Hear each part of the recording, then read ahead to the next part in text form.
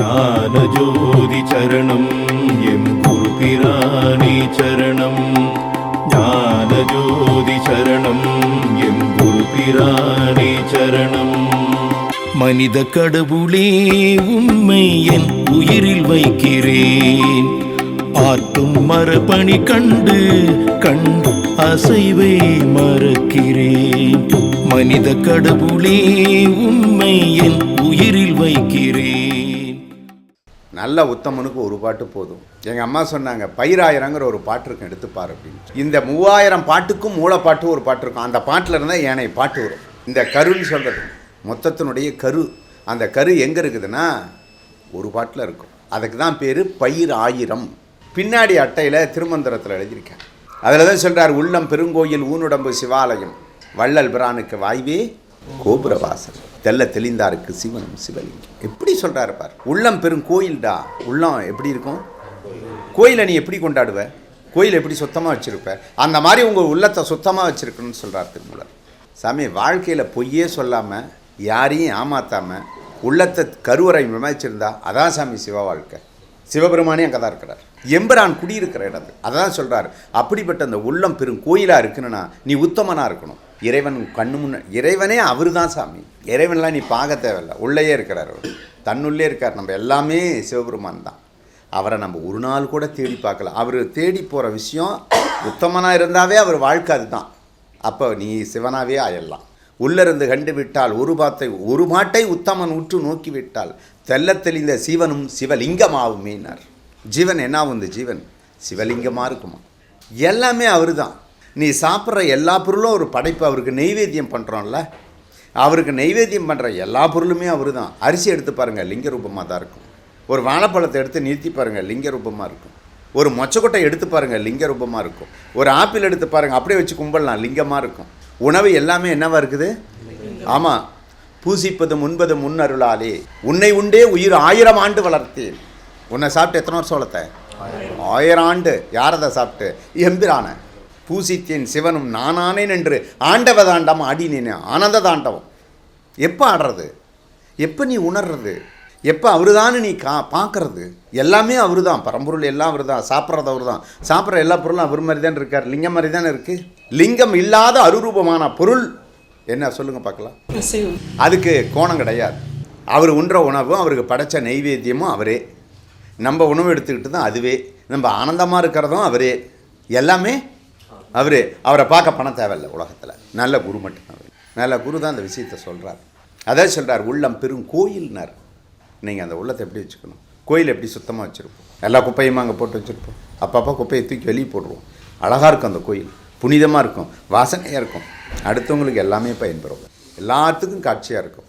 சீவன் நானானேன் என்று நான் தான். அப்படிப்பட்ட இடத்த நம்ம வச்சுருக்கோம் அந்த உள்ளத்தில். இந்த ஜீவன் தான் சிவலிங்கம்.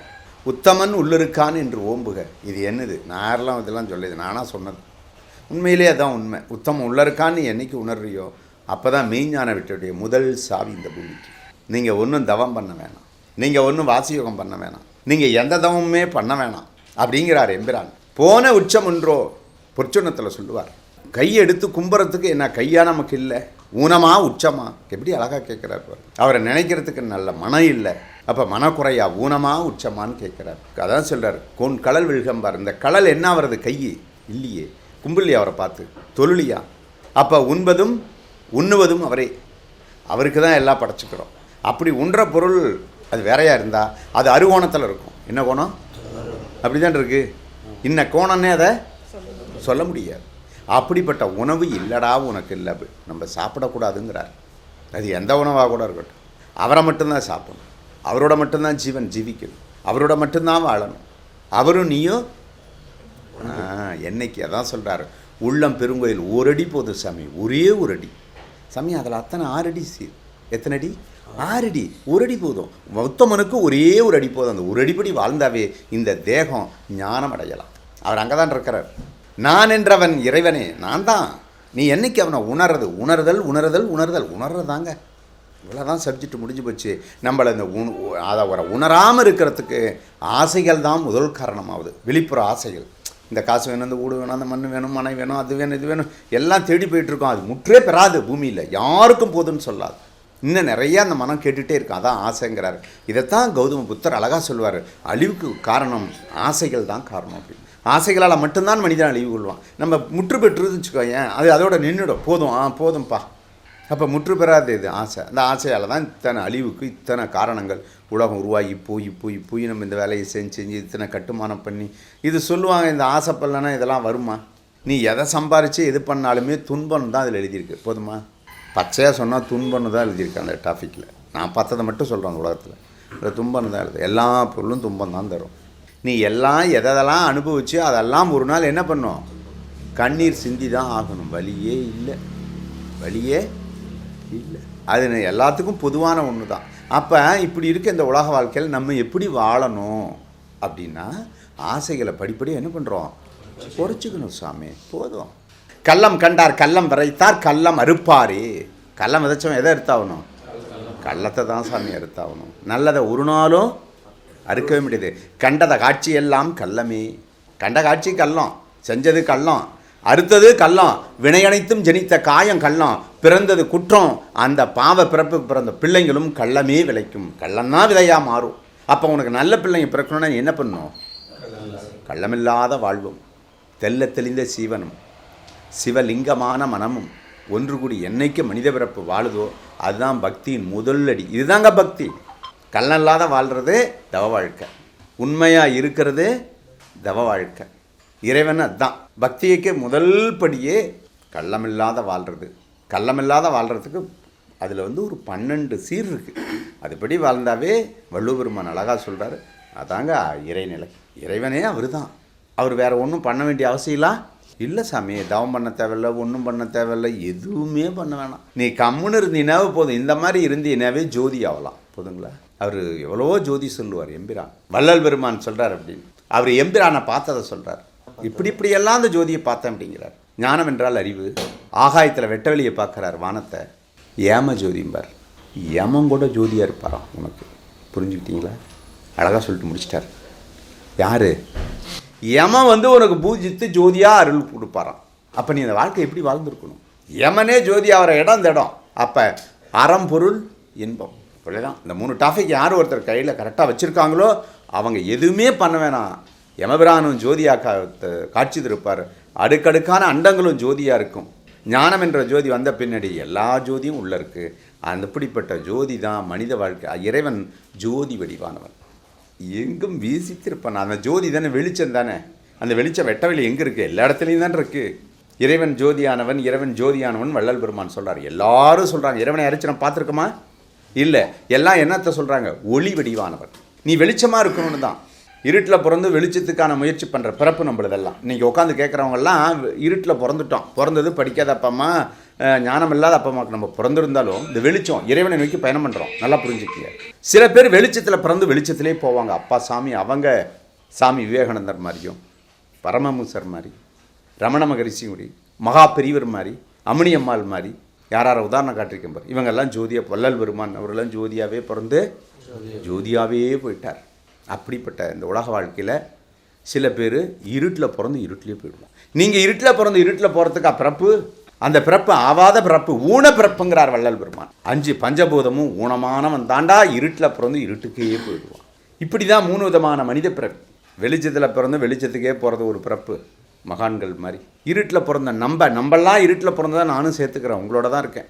இருட்டில் பிறந்து வெளிச்சத்தை நோக்கி ஒரு பயணம். ஐயோ இதை வெளிச்சம் கிடைக்காதா, ஜோதி கிடைக்காதா, இறைவனை பார்க்க முடியாதா, இறைவனுடைய பாத கமலத்தை தொட முடியாதா, பார்க்க முடியாதா, அருளாட்சி தருவாரா, காட்சி கொடுப்பாரா, எண்ணிலா கோடி தேவர்களுக்கு நமக்கு எதை கிடைக்காதா, போகிறோமில்ல. அப்போ நம்ம எங்கே பிறந்து எங்கே போகிறோம்? இருட்டில் பிறந்து வெளிச்சத்துக்கு போகிறோம். இறைவனை நினைக்காதவங்க, தொடாதவங்க, குருவை பார்க்காதவங்க எல்லாம் இருட்டில் பிறந்து இருட்டுக்கே போயிடுவாங்க. அவங்கெல்லாம் முடிச்சிடுவாங்க. யமபிரான் ஒரு நாளும் ஜோதியாக காட்ட மாட்டார். அதை தான் வள்ளல் பெருமான் ஏம ஜோதி, வாம ஜோதி, சோம ஜோதி, ஞான ஜோதி, இப்படி எல்லாம் ஜோதியை சொல்லிட்டு வர. இத்தனை ஜோதிக்கு தாங்க விளக்கம், வேறு ஒன்றும் கிடையாது. அவர் அழகாக தான் சொல்லியிருக்கார். பிறப்பு நோக்கம் எதுக்கு? பணம் சம்பாதிக்கங்கிறது மட்டும் எங்கள் தாத்தா எனக்கு சொல்லி கொடுத்தார். வாழ்க்கையில் பணம் சம்பாதிக்கணுண்டாங்க. அவருக்கு அவ்வளோதான். அவர் இருட்டிலே பிறந்து எங்கள் தாத்தா இருட்டுக்க போயிட்டார். எங்கள் அப்பா மட்டும் இருட்டில் பிறந்தும் கொஞ்சம் வெளிச்சத்துக்கு போனார். கொஞ்சம், அதுவும் கொஞ்சம். 4 புத்தகம் வாங்கி வச்சுருந்தார். எங்கள் வீட்டில் இருந்து பொட்டியில் அது ஒன்று தான் இருந்தது. எங்கள் பொட்டியில் திருமந்திரமும் ஞான வெட்டியானும் வள்ளுவனுடைய 2 புத்தகம், ஒன்று திருக்குறள், இன்னொன்று ஞானவெட்டியான். 2 புத்தகம் எழுதினார். உங்களுக்கெல்லாம் தெரியாது. அது எங்கள் அப்பா வச்சுருந்தது மட்டும் சொல்கிறேன். அருட்பெருஞ்சோதி 6 அகவலும் இருந்ததுங்க வீட்டில். இதுதான் எனக்கு சின்ன வயசில் தெரியும். எங்கள் அப்பா படிப்பார். எங்கள் அப்பா அந்த முயற்சியில் இருந்தனால எனக்கு சிறு வயதிலேருந்து அந்த முயற்சி வந்துச்சு. இந்த பிறப்பால் அவருக்கு பிறந்ததுனால இந்த மாதிரியெல்லாம் ஒரு தேடுதல். எவ்வளோ படித்தாலும் அங்கே ஒன்றும் சப்ஜெக்ட் இல்லை, பிறப்புக்கு நோக்கத்தான். அதை விட எங்கள் அம்மா சொன்ன டைட்டில் ரொம்ப பெருசு. அவங்க தான் சொன்னாங்க, இவ்வளோலாம் படிக்காத, அவங்க அப்பா நிறையா படித்தாங்க, முக்தி அடையலை, நீ ஒரு பாட்டு படி போதும், அந்த ஒரு அடியில் வாழு, அதே போதுண்டான்ச்சு. அதை கடைபிடிக்கிறதே பெரிய விஷயமா இருக்குது. ஒரு பாட்டு போதும் இல்லை. கற்க கசடர கற்பவி கற்ற பின்னிற்க அதற்கு தகர்னார். வள்ளுவன் கூட அழகாக சொல்லியிருக்கார். கற்றபடி வாழு, கற்றார் கற்றுணர்ந்தார், கல்லாமையும் தெரிந்துணர்ந்தார், கூற்றறிந்தார் குருவழி நின்றாரெல்லாம் கோடி புண்ணியம் செய்தார். டே, ஒரு குருவிட்ட போய் அவன்கிட்ட நின்னா போதும், நீ கற்றுக்காது எல்லாம் உனக்கு ஞாபகப்படுத்திடுவான்டான் பாரு. எப்படிப்பட்ட தன்மை பாருங்கள், இறைத்தன்மை. அப்போ இறைவன் அடையிறதுக்கு ஒன்றுமே தேவையில்லைங்க. நீங்கள் அறத்தோடு வாழ்ந்தீங்கன்னா போதும். ஒன்று, நம்ம இறைவன் குடியிருக்க உள்ளத்தை உண்பதும் உறங்குவதும் அவன் இதயத்தில், நம்ம சாப்பிட்டதும் அவனுக்கு தான். இறைவனுடைய எல்லா பொருளும் லிங்க ரூபத்தை தான் நம்ம சாப்பிட்ருக்குறோம். அருரூபமான உணவுகளை நம்ம எடுத்த போது நமக்கு இந்த ஞானம் கிடைக்காது. நல்லா புரிஞ்சுக்குங்க. நீங்கள் சைவமாகலாமா வேணாமாங்கிற முடிவு பண்ணிக்கோங்க. உண்பதும் உறங்குவதும் அவனே. அவன் உள்ளத்தில் தானே உறங்குறோம், அவன் உணவு தானே சாப்பிட்ருக்கோம். லிங்க ரூபமான எல்லா பொருள்களும் தானே உணவு. பட்சிகள் சாப்பிட்பது அல்ல, அது உண்பதும் உறங்குவதும் அல்ல. நல்லா புரிஞ்சுக்குங்க. அதெல்லாம் இல்லை, நமக்கு தான். அப்போ அவன் அந்த உள்ளத்தில் வச்சு அதான் சொல்கிறார் திருமூலர், உள்ளம் பெருங்கோயில்னார். அந்த கோயிலை எப்படி வச்சுக்கிறோம்? இந்த மனதை அப்படி வச்சுக்கலாம். அவர் அதை உண்றோம், அவரோட உறங்குறோம், தெல்ல தெளிந்த ஜோதி ஆகிறோம். இதுக்கு எதுவுமே பண்ண தேவையில்லை. இதை கடைபிடிச்சிங்கன்னாவே அவரு நீயும் ஒன்று தான். உணர்ந்துக்கிட்டால் போதும், அவ்வளோதான். அதே போதும். அதே பேரானந்தம் இல்லை, அவர் உனக்கு காட்சியே கொடுத்துருவார் சார். தவம் கூட கஷ்டம், வாசி யோகம் கஷ்டம், அப்புறம் மற்ற தவ வாழ்க்கைலாம் இருக்குது, அதை ஒவ்வொரு முறையில் அடையிறது, அதெல்லாம் கஷ்டம். ஆனால் இது பக்தியில் ரொம்ப எளிமை, ரொம்ப ரொம்ப எளிமை. இந்த உலகத்தில் நீங்கள் இப்படி இருந்தீங்கன்னாவே போதும். சிவா.